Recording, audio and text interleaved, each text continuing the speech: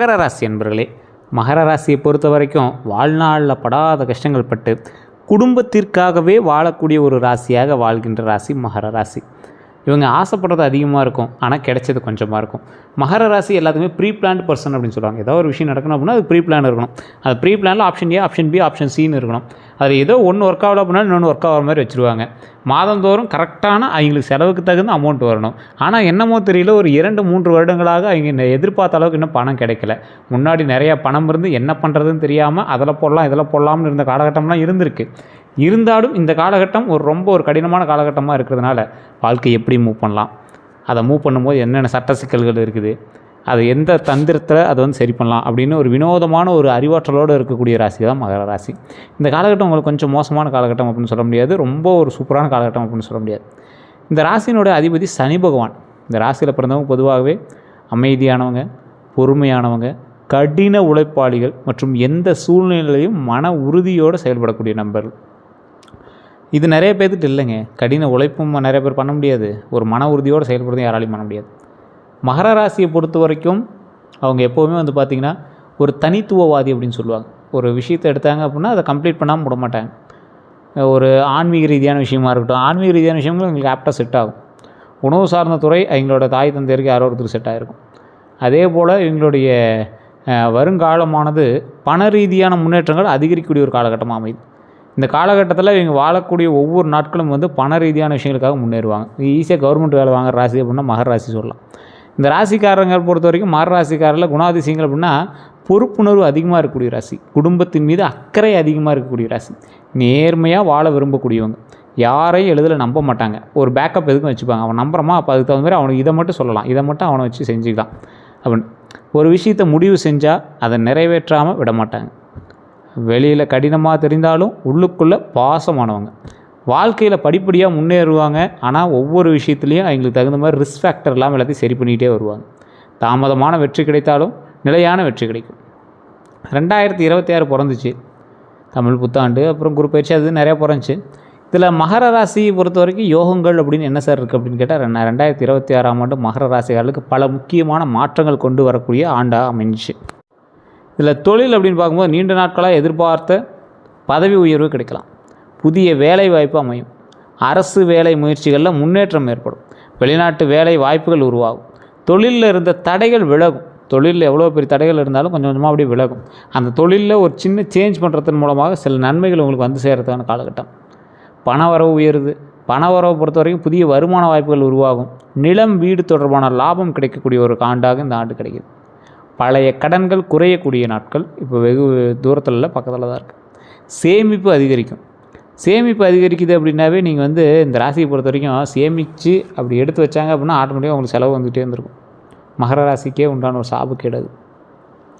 ஆனால் இந்த காலகட்டம் உங்களுக்கு சேமிப்புக்கான காலகட்டம் இருந்தும் உங்களுக்கு இன்னும் பணம் கையில் நிற்கலை, இல்லை நீங்கள் நினச்ச மாதிரி எதுவும் இதுவாகலை, இப்போ நம்ம சொன்ன மாதிரி உங்களுக்கு ஓரளவுக்கு தான் நடந்திருக்கு அப்படின்னா தயவுசெய்து உங்களுடைய ஜாதகத்தை செக் பண்ணுங்கள். பிறந்த நேரம், பிறந்த தேதி, பிறந்த ஊர் உங்களுடைய பக்கத்தில் இருக்கக்கூடிய ஜோதிடர்கிட்ட கொடுங்க, செக் பண்ணுங்கள். சரியாக சொல்கிறாங்களான்னு பாருங்கள்.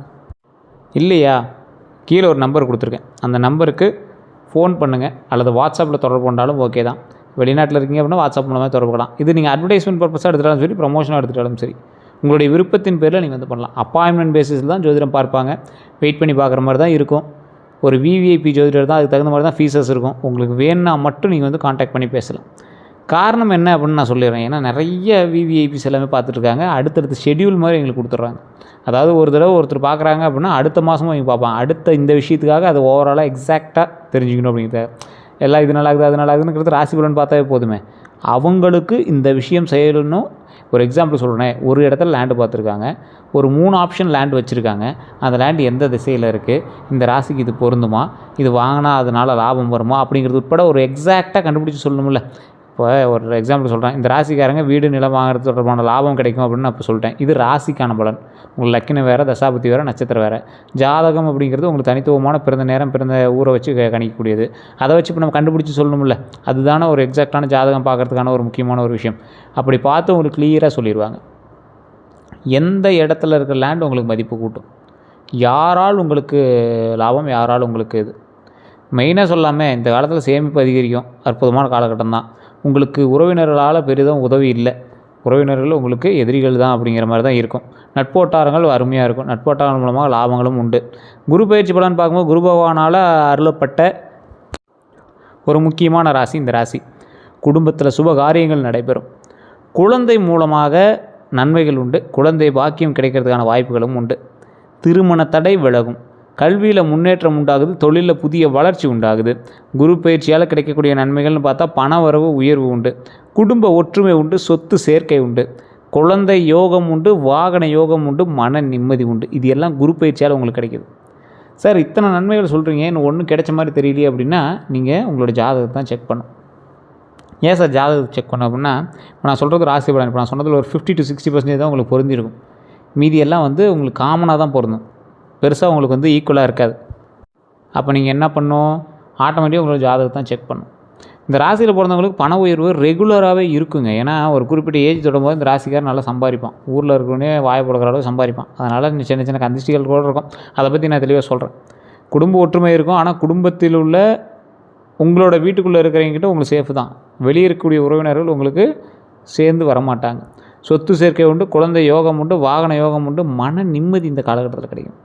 குரு பயிற்சியில் செய்ய வேண்டியது என்னென்னு நான் சொல்கிறேன், ஞாபகம் வச்சுக்கோங்க. இதெல்லாம் எழுதி கூட வச்சுக்கோங்க, உங்களுக்கு ரொம்ப உதவும். வியாழக்கிழமை விரதம் இருங்க. வியாழக்கிழமெலாம் விரதம் இல்லாமல் இருக்கிறவங்க வியாழக்கிழமை விரதம் இருங்க. தட்சிணாமூர்த்தி வழிபாடு செய்யுங்க. கோயிலை சுற்றி வரும்போது தட்சிணாமூர்த்தி இருப்பார், அவர்கிட்ட வழிபாடு பண்ணுங்கள். குரு காயத்ரி மந்திரம் ஜபிக்கலாம், ரொம்ப நல்லது. மஞ்சள் நிற ஆடை அணியிறது ரொம்ப ரொம்ப நல்லது. கடலை பருப்பு தானம் செய்கிறது ரொம்ப நல்லது. அதை ட்ரை பண்ணிங்க அப்படின்னா மிகப்பெரிய நன்மை உண்டு. செய்யக்கூடாதவைன்னு பார்த்திங்கன்னா, பெரியவர்களை அவமதிக்கக்கூடாது, பொய் பேசவே கூடாது, குருமார்களை இழக்கக்கூடாது. அதே மாதிரி குருமார்களை இகழவும் கூடாது. ஒரு குருமார்களை திட்டுறது, அவங்களுக்கு முன்னாடி நல்லா பேசி அந்த போய் திட்டுறது, இல்லை அவங்ககிட்டே சண்டைக்கு போகிறது, இந்த மாதிரி விஷயங்கள் இருக்கவே கூடாது. வாக்குறுதி கொடுத்து மீறக்கூடாது. சொன்ன சொல்லு கேட்கணும், அந்த மாதிரி தான் இருக்கணும். உங்கள் சொன்ன சொல் உங்களை நம்பி நீங்கள் ஒரு வார்த்தை விட்டீங்க அப்படின்னா அந்த வார்த்தை பலிக்கணும். அதுக்கு தகுந்த மாதிரி நீங்கள் நடக்கணும். அதே போல் திருமண பலன் அப்படின்னு பார்க்கும்போது, திருமணம் தாமதமாக இருந்தவங்களுக்கு நல்ல வரன் அமையுங்க. குடும்ப சம்பந்தம் கிடைக்குங்க. காதல் திருமணம் கை கொடுங்க. திருமண பேச்சுவார்த்தைகள் வெற்றி அடையுங்க. இந்த விஷயங்கள் எல்லாமே நன்மைகளாக மாறக்கூடிய ஒரு நாட்களாக அமையும். நல்ல வரன் அமையுது அப்படிங்கிறது உங்களோட வாழ்க்கையில் மென்மேலும் வளருவதற்கு மிகப்பெரிய ஒரு உறுதுணையாக அமையுது.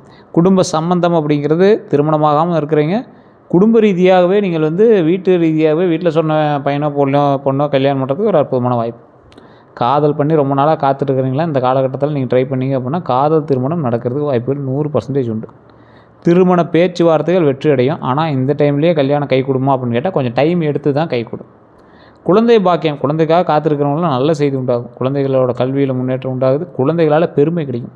குழந்தை வரம் தேடி இருக்கிறீங்க அப்படின்னா திருவண்ணாமலை போயிட்டு பக்கத்தில் இருக்கக்கூடிய மேல்மலையனூர் அங்காள பரமேஸ்வரி அம்மன் வழிபாடு பண்ணிவிட்டு வாங்க. அமாவாசை நாட்கள்லாம் அங்கே நகரத்துக்கு இடம் இருக்காது, அவ்வளோ கூட்டம் இருக்கும். ஸோ மற்ற நாட்களில் போனீங்க அப்படின்னா ஃப்ரீயாக சாமி கும்பிட்டுலாம் போய் கும்பிட்டுவாங்க. அதற்கு பிறகு பழனியில் கீழே திரு ஆவினங்குடி அப்படின்னு ஒரு கோயில் இருக்குது.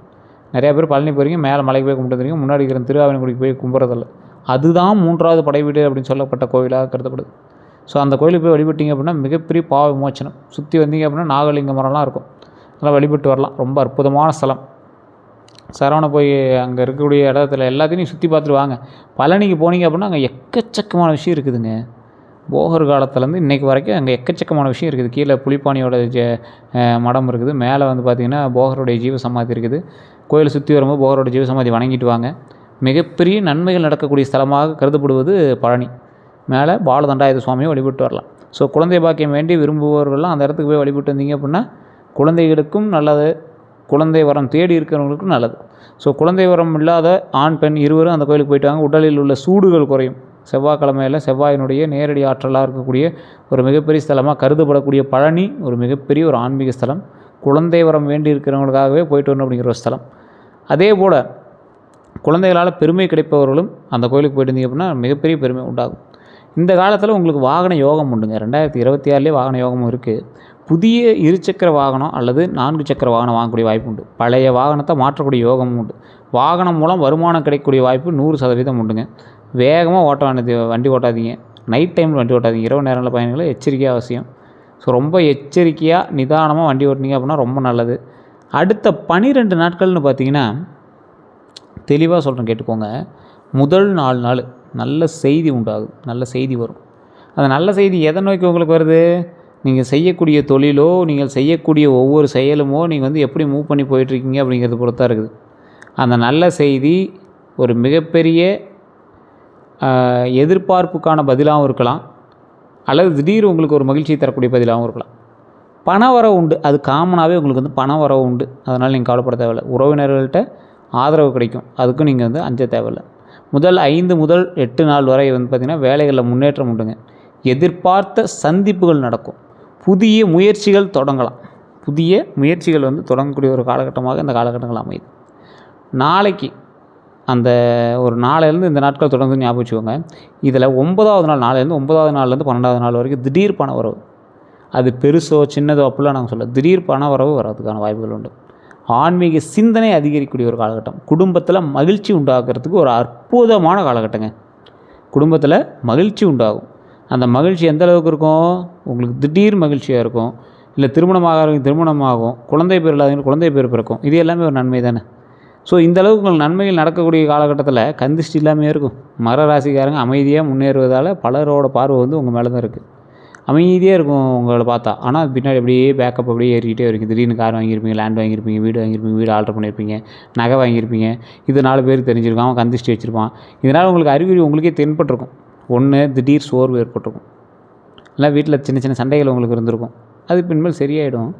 காரணம் இல்லாமல் பண இழப்புகள்லாம் இதுக்கு முன்னாடி இருந்திருக்கும், அது இனிமேல் சரியாயிடும். இதுக்கு மேல் லாபங்கள், பண லாபங்கள் வரும். தொடங்கிய வேலையெல்லாம் தடைப்பட்டிருக்கு அப்படின்னா அந்த தடைகள் எல்லாமே இனிமேல் சரியாயிடும். இத்தனைக்கும் காரணம் உங்களுக்கு வந்து கந்திஷ்டி தான் இருந்திருக்கு அப்படிங்கிறது ஞாபகம் வச்சுக்கோங்க. கந்திஷ்டி நீங்கள் வணங்க வேண்டிய தெய்வங்கள் அப்படின்னு பார்த்தா கருப்பசாமி உங்கள் வீட்டு பக்கத்துலேயே இருப்பார். இந்த ராசிக்காரருக்கு மோஸ்ட்லி வீட்டு பக்கத்துலேயே தான் கருப்பசாமி இருப்பார். கண்டிப்பாக போய் வழிபடுங்க. கொஞ்சம் தூரத்தில் இருக்கார் சார் அப்படின்னா போய் வழிபடுங்க. காலபைரவர் கோயிலை சுற்றி கருவறை சுற்றி வரும்போது அந்தாண்ட காலபைரவருக்கும் தனி சன்னதி இருக்கும். ஒரு இடத்துல சுற்றி வர இடத்துல இருக்கும். எதிரிகளில் நிறைய கந்திஷ்டி வைக்கக்கூடிய எதிரிகளோட தாக்கத்தை வந்து குறைக்கக்கூடியது காலபைரவர் தான். துர்க்கை அம்மன் கருவறை சுற்றி வரும்போது சாமியினுடைய லெஃப்ட் சைடு இருக்கக்கூடிய கருவறை சைடில் கந்திஷ்டியை நீக்குவதற்கும் உடல் ரீதியான உபாதைகளை தீர்ப்பதற்கும் துர்க்கை அம்மன் வழிபாடு ரொம்ப முக்கியம். அப்படிங்கிறதுனால அன்றையிலிருந்து இன்றைக்கு வரைக்கும் துர்க்கை அம்மனை அங்கே வச்சு வழிபட்டுருக்காங்க. கோயிலை சுற்றி வந்தீங்க அப்படின்னாவே அந்த அம்மனை தரிசிக்கலாம். முனீஸ்வரர் குடும்ப பாதுகாப்பு கிடைக்கும். ஆஞ்சநேயர் வழிபாடு பயம் நீங்கும். நிறைய பேருக்கு சொல்கிறதான், இந்த ராசிக்காரில் எந்த ராசிக்காராக இருந்தாலும் கொஞ்சம் பயமாக இருக்குது, பதட்டமாக இருக்குது அப்படின்னா ஆஞ்சநேயர் வழிபாடு பண்ணுங்கள். சனி சம்மந்தப்பட்ட விஷயங்கள்லாம் இருக்கீங்க அப்படின்னா கண்டிப்பாக ஆஞ்சநேயர் வழிபாடு பண்ணுங்கள். மிகப்பெரிய பிரச்சனையிலிருந்து நீக்கத்தை கொடுக்கும். அற்புதமான ஒரு ஸ்தலம் ஆஞ்சநேயர் ஸ்தலம், பயம் நீங்கக்கூடிய ஒரு அற்புதமான ஸ்தலம். ஸோ எந்த கோயிலுக்கு சென்றாலும் நல்லது அப்படின்னா, நீங்கள் எந்த கோயிலுக்கு போனாலும் பரவாயில்ல தான், ஃபஸ்ட்டு உங்களோட குலதெய்வ கோயிலுக்கு போய்ட்டு வாங்க. குலதெய்வ கோயிலுக்கு போய்ட்டு வந்தீங்க அப்படின்னா தான் உங்களுக்கு ஒரு சாப விமோச்சனமே உண்டு. திருநள்ளாறு சனீஸ்வரர் கோயிலுக்கு போய்ட்டு வாங்க. உங்களுடைய பிரச்சனைகள் தீர்வதற்கு ஸ்டெப் எடுத்து வைக்கிறதுக்கான ஒரு முதல் அத்தியாயம். திருப்பதி போய்ட்டு வாங்க. உங்களோட கஷ்டங்கள்லேருந்து திருப்பத்தை தரக்கூடிய ஒரு இடம். மகர ராசிக்கு திருப்பதி அடிக்கடி போய்ட்டு ரொம்ப நல்லது தான். ஆலங்குடி குருஸ்தலம், ஆலங்குடியில் இருக்கக்கூடிய குருஸ்தலம் போய்ட்டு வாங்க, ரொம்ப நல்லது. திருச்செந்தூர் முருகன் கோயிலுக்கு போய்ட்டு வாங்க, ரொம்ப ரொம்ப ரொம்ப ரொம்ப நல்லதுங்க. பழனி முருகர் கோயிலும் அற்புதமான ஸ்தலம். அந்த இடத்துக்கு போய்ட்டு இருந்தீங்க அப்படின்னாலும் மிகப்பெரிய நன்மைகள் உண்டு. ஸோ இந்த ஸ்தலங்கள்லாம் மிகப்பெரிய நன்மையை அள்ளித்தரக்கூடிய ஒரு ஸ்தலமாக அன்றைய காலம் தொட்டு இன்றைக்கு வரைக்கும் வாழ்ந்துட்டுருக்கு. ஸோ இந்த கோயிலெலாம் போய்ட்டு இருந்தீங்க அப்படின்னா மிகப்பெரிய நன்மை உண்டு அப்படிங்கிறத மறந்துடாதீங்க. பழனி முருகர் கோவில், பழனி முருகர் கோயில் நம்ம முன்னாடி சொன்னதான், குழந்தைக்காக நீங்கள் வணங்குறீங்க அல்லது ஏதாவது ஒரு மிகப்பெரிய போஸ்டிங்காக நீங்கள் வணங்குறீங்க அப்படின்னா பழனி முருகர் கோயிலுக்கு போய்ட்டு வரலாம். திருச்செந்தூர் முருகர் கோயில் இரண்டுமே வந்து மிகப்பெரிய ஒரு சாதனையை புரிவதற்கான ஒரு ஸ்தலம் அப்படின்னு சொல்லலாம். எந்த நிற ஆடை அணியலாம் அப்படின்னு பார்த்தீங்கன்னா மஞ்சள், பச்சை, நீலம், வெள்ளை. என்ன சார் நீங்கள் சிக்னல் மாதிரி சொல்கிறீங்க அப்படின்னு சொன்னால், மஞ்சள், பச்சை, நீலம், வெள்ளை இது வந்து உங்களுக்கு அதிர்ஷ்ட நிறங்கள். நீங்கள் அதில் அந்த ட்ரெஸ்ஸே போடணும் அப்படின்னு கட்சி போய் நீங்கள் பயன்படுத்தலாம். தவிர்க்க வேண்டிய நிறம்னு பார்த்தீங்கன்னா அடர்ந்த சிகப்பு. முக்கிய காரியங்களில் அடர்ந்த சிகப்பு போடாதீங்க. ரொம்ப ரெட் கலர் உங்களை ரொம்ப அடிக்கிற ரெட்டு மாதிரி இருக்கும். ரெட்டே நீங்கள் வந்து பயன்படுத்தாமல் இருந்தீங்கன்னா ரொம்ப நல்லது தான். எந்த ரத்தினம் நல்லது அப்படின்னா சனி பகவான் அருள் கிடைக்கிறது நீலம் தான் உங்களுக்கு பர்ஃபெக்ட்.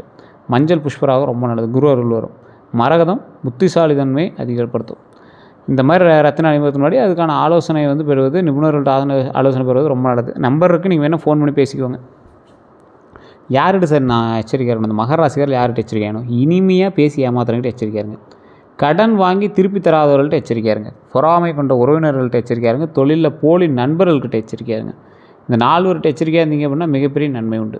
மகர ராசிக்காரர்கள் செய்ய வேண்டிய பரிகாரங்கள் பார்த்திங்கன்னா சனிக்கிழமை எண்ணெய் தீபம், சனிக்கிழமை எண்ணெய் தீபம் ஏற்றுனீங்க அப்படின்னா ரொம்ப நல்லது. அப்படின்னா நல்லெண்ணெய் தீபம் ஏற்றுனீங்கன்னா ரொம்ப நல்லது. காகத்திற்கு உணவு வைங்க, மிகப்பெரிய சாப விமோச்சனம் கிடைக்கும். ஏழைகளுக்கு கருப்பு துணி தானம் பண்ணுங்கள், ரொம்ப நல்லது. நவகிரக வழிபாடு பண்ணுறது ரொம்ப நல்லது. எந்த கோயில் போனீங்கன்னா நவகிரகம் சுற்றி வாங்க, ரொம்ப நல்லது. அனுமன் சாலிசா பாராயணம் பண்ணுறது ரொம்ப நல்லது. அதே போல் மகர ராசியோட அதிர்ஷ்டமான விஷயங்கள் அப்படின்னா அதிர்ஷ்ட எண் நான் ஃபஸ்ட்டு சொல்கிறேன் 5, 6, 8. இதை நீங்கள் ட்ரை பண்ணி பாருங்கள். உங்களுக்கு ஒரு மிகப்பெரிய ஒரு சக்ஸஸுக்கான லைன்ஸ் இதுதான் ஒன்று உங்களுக்கு தெரிய ஆரம்பிச்சிடும். அதிர்ஷ்ட நாள் சனிக்கிழமை, வியாழக்கிழமை. முக்கியமான விஷயங்கள் அப்படின்னு இல்லை, நார்மலான சில முக்கியமான ஒரு செயல்கள் ஆரம்பிக்கும்போது சனி வியாழக்கிழமை ஆரம்பிச்சிங்கன்னா உங்களுக்கு நல்லது தான். சனிக்கிழமை யார் சார் ஆரம்பிப்பான்னா உங்களுக்கு அது நல்லது. அதிர்ஷ்ட திசை அப்படின்னா மேற்கு திசை.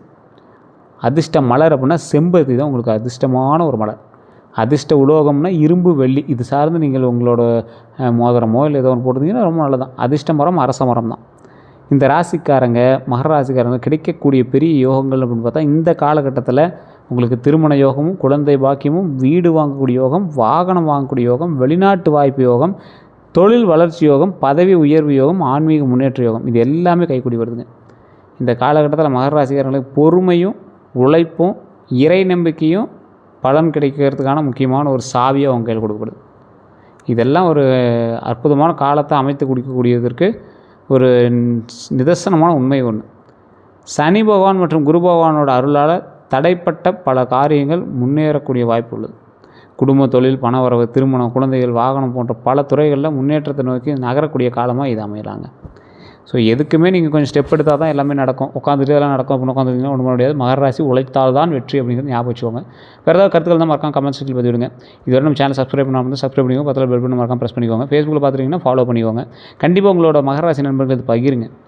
அதே போல் இப்போ நான் சொன்னதெல்லாம் கரெக்டாக இல்லையான்னு மறக்காம கமெண்ட் செக்ஷனில் பதிவிடுங்க. வேறு ஏதாவது கருத்துக்கள் இருந்தால் கமெண்ட் செக்ஷனில் பதிவிட்டு வேறு டவுட் இருந்தால் ஃபோன் பண்ணி நீங்கள் பேசுகிறீங்க. எல்லாருக்கும் நன்றி நண்பர்களே.